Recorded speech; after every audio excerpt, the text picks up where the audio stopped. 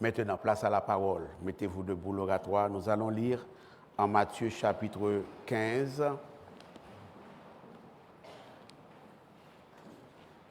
Je vous invite à tourner votre Bible à Matthieu chapitre 15. Nous allons lire la parole. Nous allons lire les versets 21 à 28 à la gloire du Seigneur. Matthieu chapitre 15, versets 21 à 28. Lisons ensemble l'oratoire. Jésus, étant parti de là, se retira dans le territoire de Tyr et de Sidon. Et voici, une femme cananéenne qui venait de ces contrées lui cria « Aie pitié de moi, Seigneur, fils de David. Ma fille est cruellement tourmentée par le démon. » Il ne lui répondit pas un mot. Et ses disciples s'approchèrent et lui dirent avec instance « Renvoie-la, car elle crie derrière nous. » Il répondit « Je n'ai été envoyé qu'aux brebis perdues de la maison d'Israël. » Mais elle vint se prosterner devant lui, disant « Seigneur, secours-moi. » Il répondit « Il n'est pas bien de prendre le pain des enfants et de le jeter aux petits chiens. »« Oui, Seigneur, dit-elle, mais même les petits chiens mangent les miettes qui tombent de la table de leur maître. » Alors Jésus lui dit « Femme, ta foi est grande, qu'il te soit fait comme tu veux. » Et à l'heure même, sa fille fut guérie. Dès le Seigneur bénir sa parole, frères et sœurs, pour la plus grande et plus parfaite édification commune de vos âmes. Veuillez vous remettre. Je vais vous continuer à vous entretenir de la persévérance dans la foi, malgré les obstacles auxquels vous pouvez être butés. Je m'en vais vous continuer, nous sommes rendus au troisième message du genre, à vous encourager à persévérer dans la foi malgré les obstacles auxquels vous pouvez vous buter dans la marche chrétienne, frères et sœurs. Et le titre du message pour aujourd'hui, c'est affiché, vous l'avez vu, « Aie pitié de moi, Seigneur, fils de David. » Aie pitié de moi, Seigneur, fils de David. Une femme syro-phénicienne, une femme cananéenne, une étrangère. C'est important de se rappeler. Une étrangère. Sa langue, c'est le grec. Sa race, c'est phénicienne. Elle est phénicienne de race. Et sa langue, c'est le grec. Et elle est de la province de la Syrie, la province officielle, formelle de la Syrie, une étrangère. Donc, elle n'est pas israélite, elle n'est pas un ayant droit, elle n'est pas un ayant droit aux bénédictions du Seigneur. Elle se présente auprès du Christ pour sa fille qui est malade. En l'occurrence, qui est possédé par un démon. Au verset 22, le texte dit « Et voici une femme cananéenne qui venait de ces contrées lui cria « Aie pitié de moi, Seigneur, fils de David. » Nous le verrons tout à l'heure. Elle sait à qui elle s'adresse. Elle connaît l'identité de la personne à qui elle s'adresse. Ma fille est cruellement tourmentée par le démon. Et vous l'aurez remarqué, à première vue, en surface, en apparence, le Christ semble ignorer la demande de cette femme. Puisque le texte dit au verset 22b, il ne lui répondit pas un mot. Qui ça fait si c'est au peuple? De leur côté, les disciples du Christ s'approchèrent et lui dirent avec instance « Renvoie-la, car elle crie derrière nous. » Ce à quoi le Fils de Dieu, le Fils de David répond au verset 24 je n'ai été envoyé qu'aux brebis perdues de la maison d'Israël, je vous l'ai dit. Donc la femme n'a pas droit aux bénédictions du Christ, a priori en tout cas.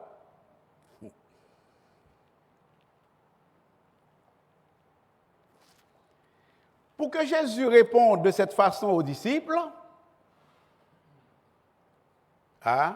je n'ai été envoyé qu'aux brebis perdues de la maison d'Israël. Pour que Jésus réponde de cette façon à ses disciples, il a fallu que Jésus comprenne dans leur intervention un genre de proposition qui semblait à Sam Braldi oulala. Seigneur, fais qu'il choye. Fais quelque chose pour cette femme, sinon cette femme n'abandonnera pas tant qu'elle n'aura pas obtenu ce qu'elle veut.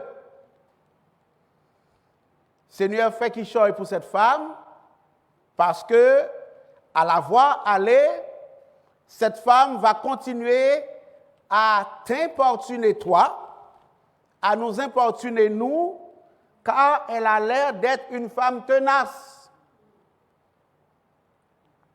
Et la suite du passage montre que le Christ ne s'est pas laissé convaincre par la proposition de ses disciples.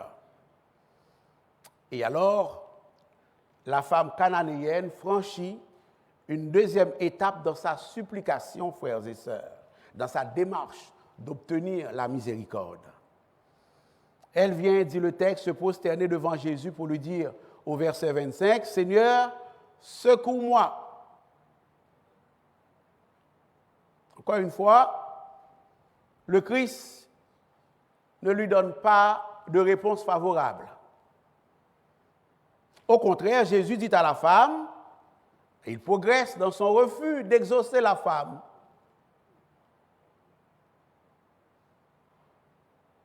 Verset 26, « Il n'est pas bien de prendre le pain des enfants et de le jeter aux petits chiens. »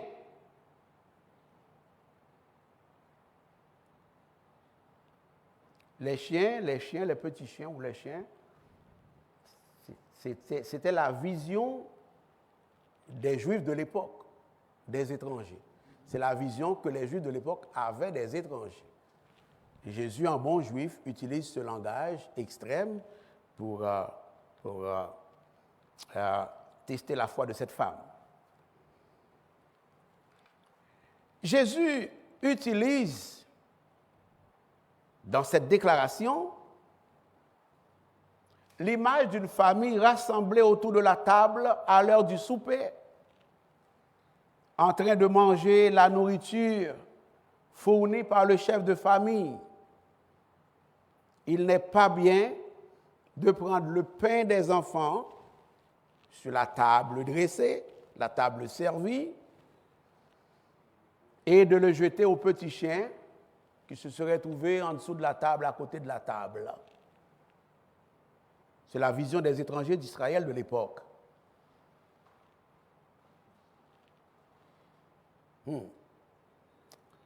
La cananéenne, la syrophénicienne, cette femme de foi, comprend que cette image fait référence à la nation d'Israël. Elle comprend, frères et sœurs, que les enfants dont parle Jésus dans cette image, ce sont les étrangers au vu d'Israël de l'époque.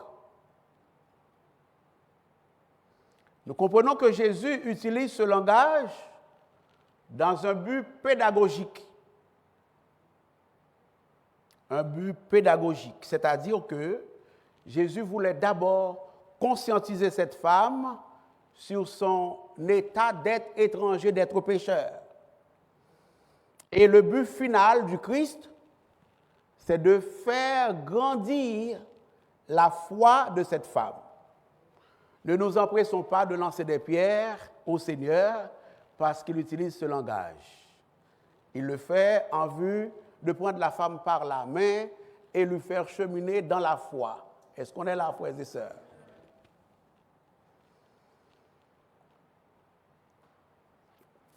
De plus, frères et sœurs, Jésus finira par faire comprendre, en utilisant ce langage, il finira par faire comprendre que même les étrangers, ça c'est important pour vous ce matin, ouvrez les oreilles grandes. Jésus utilise ce langage, toujours dans un but pédagogique, en vue d'enseigner et de faire comprendre que même les étrangers, ce que les hommes de l'époque considéraient comme moins que rien, pouvaient avoir accès à sa grâce, à son secours, à sa miséricorde, pourvu qu'il s'humilie. Le matin. Hein? Et Dieu merci, cette femme a bien compris cela. C'est la raison pour laquelle, dans un esprit d'adoration et de persévérance, dans un esprit de ténacité chrétienne, dans une foi sincère, elle a compris. Jésus va appeler à la fin de l'histoire, Jésus va dire de cette femme qu'elle a une grande foi. Je me suis déjà fait poser cette question aux études bibliques, ici ou ailleurs. Pasteur, est-ce que ça existe qu'on ait plus la foi qu'on l'autre? Oui. Nous là? Pasteur, est-ce que ça existe qu'on ait plus la foi qu'on l'autre? Mais la réponse c'est oui. Il y a petite foi, il y a moyenne foi, il y a grande foi. Est-ce que l'Église est là? L'Écriture le dit très explicitement. Mais oui, ça existe. Petite foi, moyenne foi, grande foi. La foi qui te mène au salut, elle est la même pour tout ce que Dieu donne. Est-ce qu'on est là? Il n'a pas besoin de gros, il n'a pas besoin de petit lui-même. La foi originale. Est-ce qu'on est là? La foi qui te mène au salut, ça nous a pris la même mesure de foi pour venir au salut, ou même avec. Est-ce qu'on est là? Mais après avoir obtenu le salut, nous grandissons dans la foi. Nous sommes rachitiques, nous sommes coucoubés, nous pas grandi, et puis nous avons une foi plantée en nous pareil. Il y a des gens qui grandissent, il y a des gens qui pas grandi. Joël est une plante plantée. Est-ce que là? Il y a des gens qui pas grandi dans la foi. Et puis il y a des gens qui grandissent. Il faut aller venir foi Abraham. On est là? Refermons la parenthèse. Cette femme va afficher une ténacité, une humilité, une persévérance sans pareil, qui fera qu'à la fin de l'histoire, le Christ va qualifier sa foi de grande foi. Puisque, frères et sœurs, cette femme assume sa position d'étrangère. Elle assume sa position de païenne. Elle n'a pas plaidé avec le Christ à l'effet, non, comment ça se fait que tu me traites de païenne, d'étrangère? Et le terme était là, vous l'avez vu. C'est la Bible qui l'a utilisé de petit. On est là? Elle n'est pas estomaquée. On est là? Elle ne s'est pas emportée. Non, ce n'est pas son objectif. Son objectif, c'est d'être béni. Elle a choisi sa bataille. Dieu t'appelle à choisir ta bataille dans le service aujourd'hui. Est-ce qu'on est là? Il y a de ces rebuffades que tu rencontres, il ne faut pas give up. Il faut qu'on kembe là. Est-ce que là? Kembe pied Jésus. Est-ce qu'on est là, frères et sœurs? Elle n'a pas argumenté avec Jésus sur l'état que Jésus exprime en sa personne. Non, elle l'assume. Au verset 27, oui, Seigneur, mais les petits chiens mangent. Elle n'a pas contesté le fait qu'elle est une petit chien. Non, mais les petits chiens mangent les miettes qui tombent de la table de leur. Mais vous-même, vous t'avez sensibilisé à la cause de cette femme après une telle rebuffade et puis il va céder. Vois Jésus lui-même. Quelle foi, frères et sœurs. Elle est d'accord avec Jésus à l'idée que ces bénédictions sont d'abord pour Israël. Elle est d'accord avec Jésus à l'effet qu'elle n'est pas un ayant droit quant aux bénédictions de Jésus. Toutefois, elle demande au Seigneur qu'elle puisse profiter d'une infime partie des bénédictions d'Israël.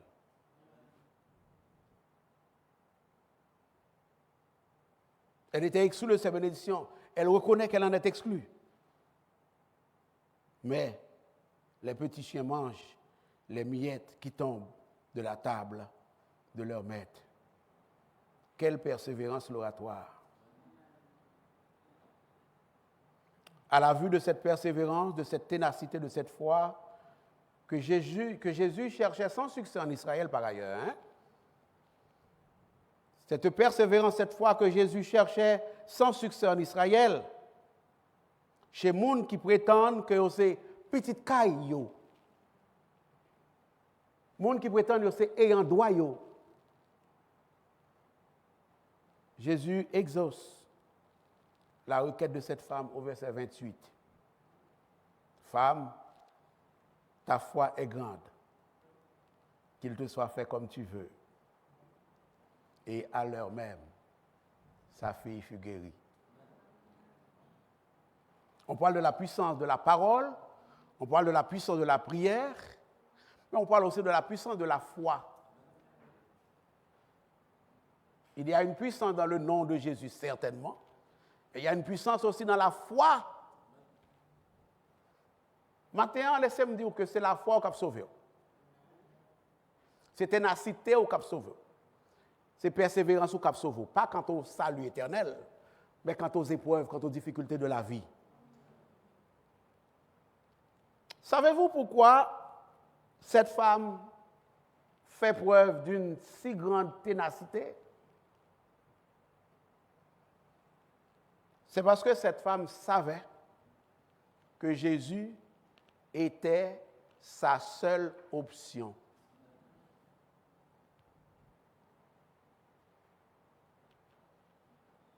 Jésus était sa seule et unique option dans les circonstances. En plus, il faut que nous ne pas croire, nous ne pas persévérer, nous ne pas laguer comme Jésus au complet, on pied en dedans, on pied dehors, on tire pas en avant, 10 000 en arrière. À tout, vous gagné. Quand vous n'avez pas aucun atout visible, visuel, il a plagué tout le dans Jésus au complet. Elle savait que Jésus, en sa qualité de Seigneur et fils de David, était son unique assurance, son unique secours, son unique recours. De ce que cette femme a entendu dire, de ce qu'elle a appris du Christ, elle était consciente, elle était convaincue que Jésus était le seul capable de changer sa situation.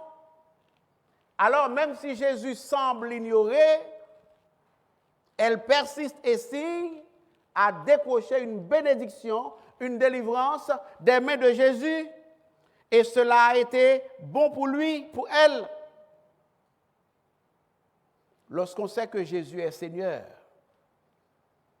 la meilleure chose à faire, c'est de rester attaché à Jésus, quoi qu'il arrive. Lorsqu'on sait que Jésus est Seigneur, il faut rester attaché à Jésus devant ceux même qui nous semblent être le silence ou bien l'indifférence de Jésus. Sa fille ne peut pas manger, sa fille ne peut pas dormir, sa fille ne peut pas jouer, sa fille est traumatisée. Pouvez-vous imaginer l'angoisse, la douleur, le sentiment d'impuissance de cette mère? On comprend pourquoi elle parcourt des kilomètres maintenant pour venir supplier Jésus de faire quelque chose. Mais hélas, à première vue, Jésus ne s'empresse pas de l'aider. Jésus est indifférent à sa cause. Elle et sa cause ne semblent pas intéresser Jésus. Jésus apparemment n'affiche aucune sympathie pour cette femme. Jésus n'apaise pas son cœur, même en lui adressant un mot d'encouragement. Habituellement, Jésus n'agit pas de cette façon. On l'a vu, parfois il intervient sans même qu'on l'appelle. Je me souviens qu'il y avait une mère qui s'apprêtait à aller enterrer son fils et Jésus a arrêté le convoi et en disant, bon, moi ça gagne là, et puis il a ressuscité l'enfant, on ne lui a pas demandé. Quand le centurion romain est venu voir Jésus pour délivrer son serviteur, il l'a fait. Quand Marie et sa sœur Marthe ont fait chercher le Christ, leur disant que Lazare était mort, il avait pris son temps là aussi, mais il avait fini par le faire promptement. Lorsque la femme samaritaine lui avait demandé à boire, on a vu le Christ lui donner une eau, eh bien, qui étanchera sa soif éternellement. Ne voilà-t-il pas que dans le cas de cette femme, le Christ semble indifférent à sa douleur, à sa souffrance, à sa cause? Ne voilà-t-il pas que le Christ reste inactif et silencieux vis-à-vis de la douleur de cette femme? Or, cette femme a confessé, nous l'avons vu ensemble, qu'il est le fils de David. Elle a une certaine croyance, autrement dit, elle renonce aux dieux étrangers, du moins dans la circonstance. Elle renonce aux croyances étrangères, aux pratiques païennes, cananéennes, syrophéniciennes, du moins en la circonstance. Ne voilà-t-il pas que le Christ ne s'est pas occupé d'elle? Vous me voyez venir? Où est-ce que vous allez arriver?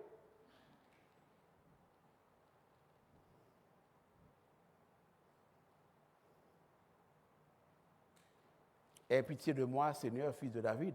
Ma fille est cruellement tourmentée par le démon.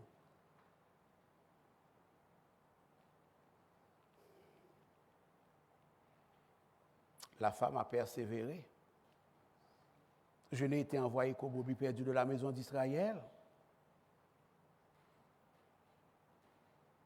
On pourrait penser que cette femme s'éloignerait de Jésus en disant « L'évangile n'est pas fait pour moi ». Non. La Bible dit, elle persiste. Elle vint se prosterner devant le Seigneur. J'essaie de mettre en parallèle la distanciation, la distance du Christ par rapport à la cause de cette femme et la persistance de cette femme. Comment la foi de cette femme va avoir raison de la persistance de la distanciation du Christ. On est là? Sa foi va finir par avoir raison de la distanciation du Christ, de l'apparente insensibilité, je dis bien apparente insensibilité du Christ. Elle vint se prosterner devant le Seigneur. Et elle a de nouveau prié, Seigneur, secours-moi. Ah! Elle est restée attachée au Seigneur. J'ai remarqué aussi qu'elle a reformulé sa prière. La troisième fois où elle a appelé à l'aide au Seigneur, elle a reformulé sa prière. Elle utilise les mots que le Christ utilise dans sa rebuffade, dans son refus. Oui, Seigneur, mais les petits chiens mangent les miettes. Voyez-vous, elle reformule sa prière. Sa prière a progressé, hein? Secours-moi. Oui, Seigneur, mais les petits chiens mangent les miettes qui tombent de la table de leur maître. Voilà une femme de Dieu, voilà une servante du Seigneur qui savait ce qu'elle voulait. Est-ce qu'on ne sauve dans bon Dieu matin? Hein? Est-ce qu'on ne sauve dans bon Dieu vraiment matin? Hein? Ah, je ne parle pas de prier matin seulement, je ne parle pas de venir dans l'étude biblique, non, je parle de est-ce qu'on sauve le matin dans le Seigneur? Est-ce qu'on est l'homme qu'on salve dans le Seigneur? À qui ça s'assemble? Voyez-vous à quoi cela ressemble quand quelqu'un sait qu'est-ce qu'il veut dans le Seigneur. Ou qu'on sauve le matin, hein? C'est comme si, en apparence, cette femme, pas de jamais de problème, avant de devenir contre Jésus. Est-ce qu'on est là? C'est comme si, elle vient la caille, mon Dieu, il y a plus de problèmes qu'avant, apparemment. Est-ce qu'on est là? Déception sur déception. Mais elle maintient le cap parce qu'elle compte salver dans mon Dieu. Si pas qu'on sauve dans mon Dieu matin, hein, ça ne vaut pas la peine. Ça ne vaut pas la peine. Ou pas kembe, ou pas adorer, ou pas haïr monde, ou pas jaloux, ou pas give up, ou pas abandonner. Ou pas qu'on sauve là, faut pas bon matin. De ou pas qu'on sauve dans mon Dieu, ils ont converti mais ils ont passé. Est-ce que là? Savoir ce qu'on veut en Christ, c'est de garder le cap, de garder les yeux fixés sur le Christ, quoi qu'il arrive. Quoi que mon bon sens me dise. C'est de ça qu'il est question. C'est de servir le Seigneur correctement, comme il le faut, quoi qu'il arrive. C'est ça que je qu'on sauve dans le travail. La caillou, dans le mandat, ou tête pour petit ou pour madame, ou qu'on sauve bien propre. Dans le travail, ou qu'on sauve. Des boss, ça parle pas occuper boss là. Il y a des gens qui disent sous côté, pas occuper mon, ou pas le passer dans le travail comme un conflictuel. Est-ce qu'on est là? Et pour pas en checker tout, tout à le faire ou tout la caillou tout, parce qu'on sauve le ou gain caillou gain mortgage pour payer, oui ou non? Est-ce que dans bon Dieu, dans servir bon Dieu, on sauve tout? Quel est ton objectif? Je vous ai dit, cette femme ne s'est pas laissée distraire par l'apparente insensibilité du Christ, parce que ça le laisse guérison pour petite lit, et elle connaît là la jeune guérison là. Il connaît la jeune là. Il va occuper mon Dieu. Il servir bon Dieu. On est là à l'oratoire? Oui, Seigneur. Mais les petits chiens mangent les miettes qui tombent de la table de leur maître. En plus, le monde quitte chorale, en plus, le monde quitte groupe des femmes, le groupe des hommes, quitte l'église. C'est ça, fils, ça à faire ou pas faire, oui? Nous là? En plus, le monde quitte ministère, quitte travail, bon Dieu, à traîner. C'est ça, fils, ça à faire ou pas faire, oui? Ce n'est pas seulement une question de bénédiction, non, qui est là. Une question de connaître que Jésus, c'est Jésus, bon Dieu, c'est bon Dieu. M'a servi quoi qu'il a. Jean Mounio quitte l'église, quitte chorale, quitte l'école du dimanche, quitte travail, vous bagaille à terre. Il ne pas quitter le travail comme ça, non? Et dans le travail, il faut prendre plus de déception, oui?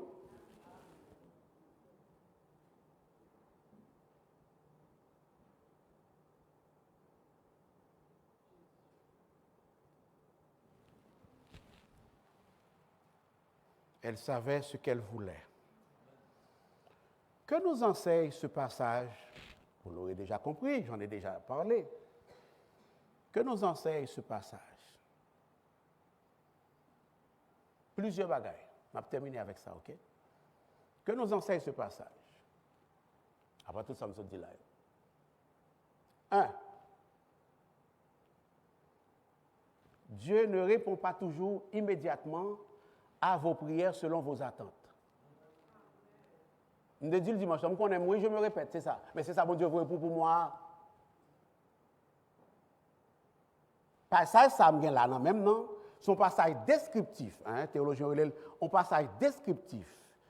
Il n'est pas prescriptif, il est descriptif. C'est-à-dire que Dieu qui m'enseigne une vérité à travers une situation, un fait d'histoire. Est-ce que l'Église est là? Le passage, ça, il fait, il écrit, il consigné dans le canon biblique là, pour me comprendre comme petit bon Dieu, comme enfant de Dieu, que Dieu ne répond pas toujours, et en plus, il n'est pas obligé l'oratoire. Sous pressé, prend devant. Est-ce que l'Église est là? Il ne répond pas toujours, et il n'est pas obligé de répondre toujours immédiatement à nos prières. Il répond, oui. C'est pour ça que j'ajoute, selon nos attentes. Est-ce qu'on est là? Il répond, même son silence est une réponse. Est-ce que l'Église est là? Cependant, j'ajoute, selon nos attentes. Est-ce que tu es comme ça? C'est ça passage ça enseigné. Et lorsque cela se produit, Dieu nous semblera indifférent, silencieux, insensible. Il ne mérite pas d'être prié, d'être adoré, d'être servi, de mon ap crasé comme pour lui. Il va ressembler à ça dans les yeux. On dirait qu'il n'est pas le Dieu de compassion qu'il dit être. Est-ce que l'Église est là? Quand cela arrive, demandons à Dieu de nous faire la grâce, de nous apprendre à gérer ce qui nous semble être le silence de Dieu. Ça va? C'est belle bagarre qu'on gère le silence, mon Dieu.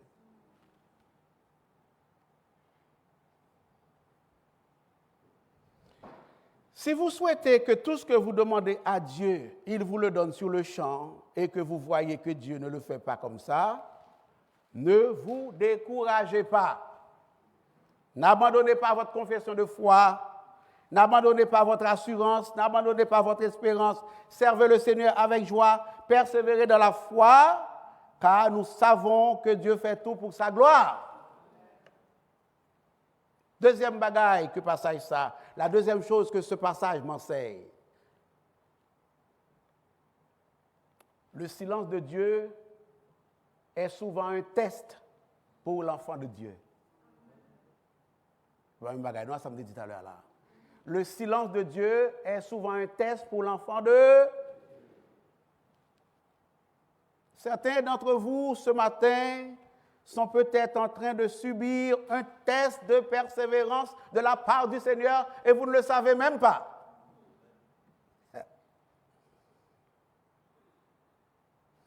Quand nous parlons de test ici, nous ne voulons pas parler de test pour que Dieu sache jusqu'où vous êtes capable d'arriver dans la persévérance.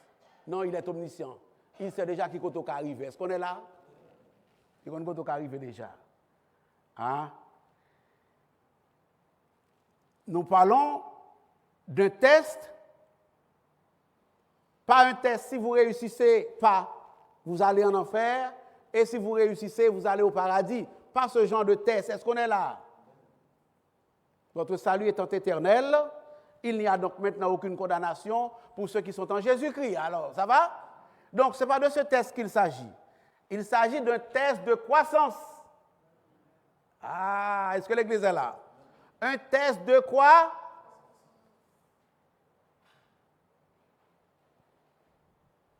Un test de croissance. Ça veut dire quoi, pasteur?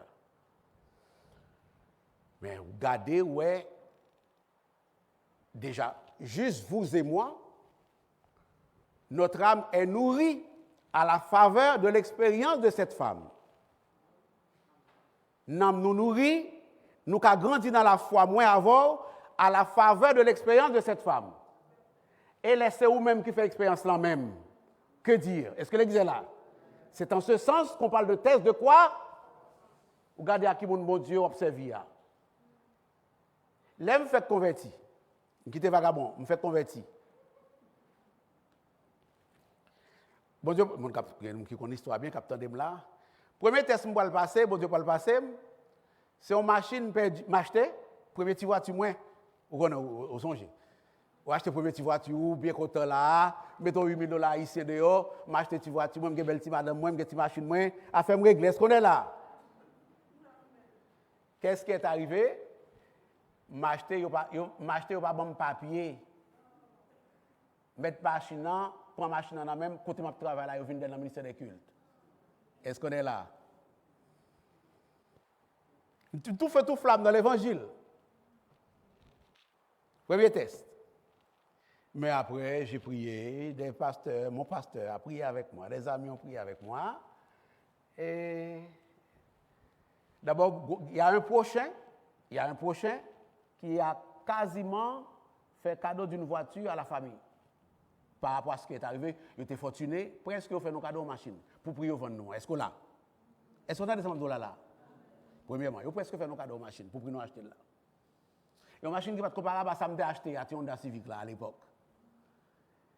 Et puis après, il a arrêté mon nom qui était mal vendu moi, il a fait le remettre comme moi. Là, je prends galon dans l'évangile, ça dit. Mesure souffrance ou mesure croissance hein, en Christ. On est là? Deuxième test, je vais le prendre, c'est là qu'elle a fait en 80. Madame. Ah. En 98. Deuxième test, moins. Gros test, moins. C'est là qu'elle a fait en 98. Tant les 8 ans, on ne peut peut-être même pas répéter, parce qu'elle est rendue majeur qu'on y a. Et puis, bon Dieu, pour le bal de la vie. Et puis, pour le galon dans l'évangile, est-ce qu'on est là? Dépenser l'argent, mais. Bon Dieu, qu'on teste petit lit, il y a ce qu'on appelle des tests de grâce, des tests de miséricorde, des tests qui visaient à fort grandir. Là, vous voyez, Jodé, où est-ce côté où passé, côté bon Dieu saute passé avant, ou grandir dans la foi, mon cher. C'est ce qu'on appelle un test de croissance. Vous voyez, aujourd'hui, moins saute passé là, moins saute passé là. Ah oui, ou songez pas de passer là pour contour. Tu grandis dans la foi. Les tests sont là pour nous faire grandir dans la foi. Frères et sœurs. C'est là ce qui fait votre joie. Quoique maintenant, puisqu'il le faut, 1 Pierre 1er, 6 à 7. C'est là ce qui fait votre joie. Quoique maintenant, puisqu'il le faut, vous soyez attristés pour un peu de temps par diverses épreuves. Mettez ça, pas là. Les Bibles, écoutez ça, là. Afin que l'épreuve de votre foi, plus précieuse que l'or périssable, qui cependant a été éprouvée par le feu, ait pour résultat la louange, la gloire et l'honneur lorsque Jésus-Christ apparaîtra. Ça va l'oratoire? Il se passe maintenant peut-être quelque chose de difficile dans ta vie.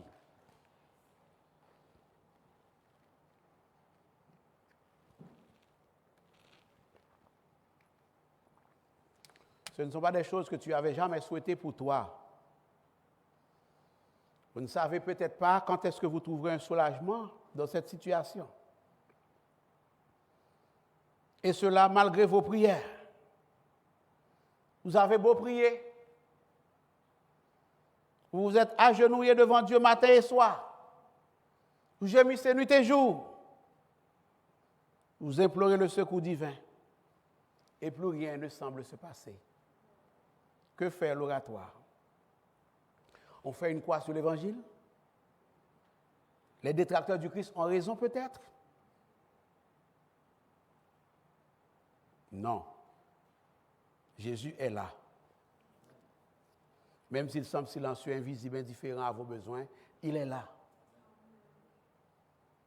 Il vous a mis en attente, mais il est là. La douleur s'intensifie, il est là.